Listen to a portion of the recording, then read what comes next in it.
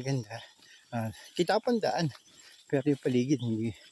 Ano, gabi na talaga.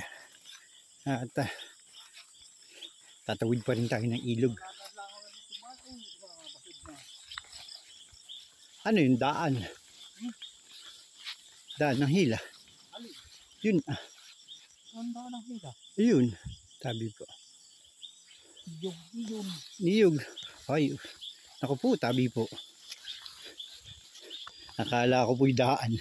Yung pala'y niyog na nakabara sa ilog. Abot pala dito ang bangka. Ay, oo. Kay Saganting. Kanino? Kay Saganting. Saganting. How? Aba. Ay, ako magtatanggal na sinilas. Hindi.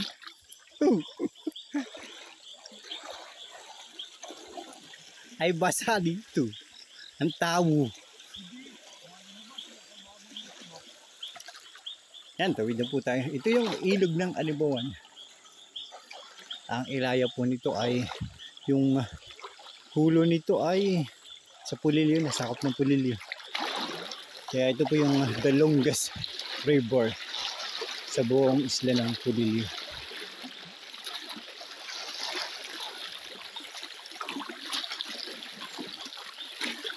Ay kadilim, no?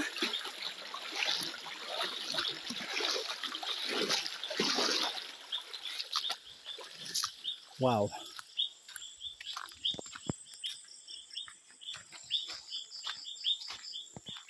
Ito po yung ating pinaglalangoyin dati.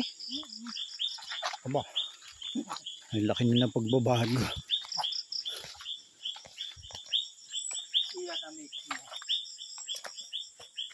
Check ko lang po ang yan, parang may ilaw. Ayan. Sabi nga po nitong kasama ko ay bubutihin daw ang bibig. Ay kapag nadulas, ay ito na makakabutik ng bibig Hindi tinusok ng maayos. Ano na tayo?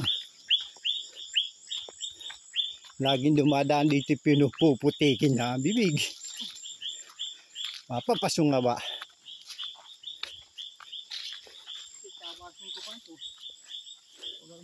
Oh.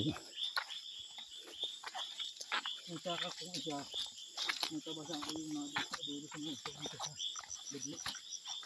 Nagtabasan ko pa. Alam na magkukupra rito kung anong magagawa at hindi lang tataba. Gusto? Asan yung kuprahan? Ha? Nasaan na yung kuprahan? Ado, matagal na yung nakalipat. Bago namatay yun. Matambay bilo. Nalipat na din. Ito, ikuprahan namin pag may nabaha. Mga sinimot. At dito nga napupuno. Na awas. Nalang ito dito. Mabuti na lang ako nagtuturo dito, hindi. Kaya na yung kuprahan namin.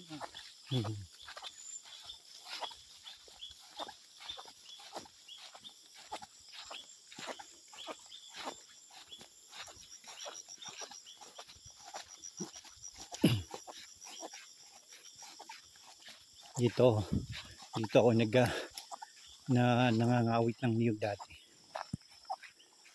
kapag wala akong klase.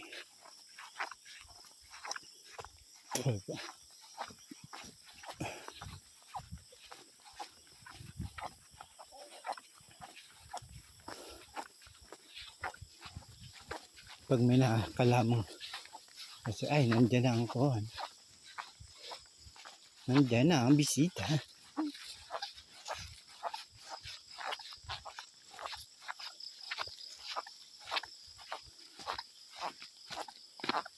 Sarap maglangoy sa ilog. Kaya ako hindi. Hindi din sa langoy din.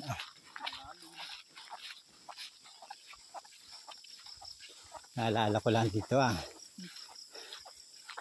pag nagtataguan. Kahit makahiyaan na eh.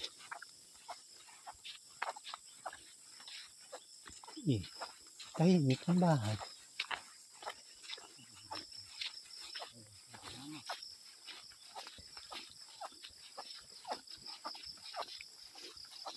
Yan, tao.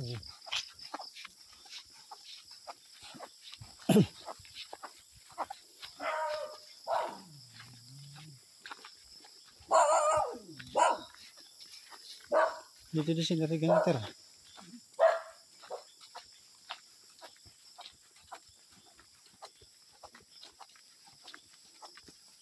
Dita eh.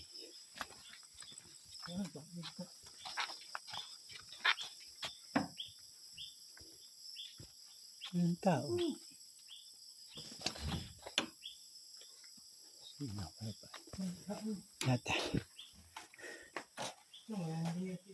Narito na po kami sa bahay. Sa bahay ng aking nanay. Yan. Pero walang tao. Pwede po tayong umupo muna. At talagang talaga ako.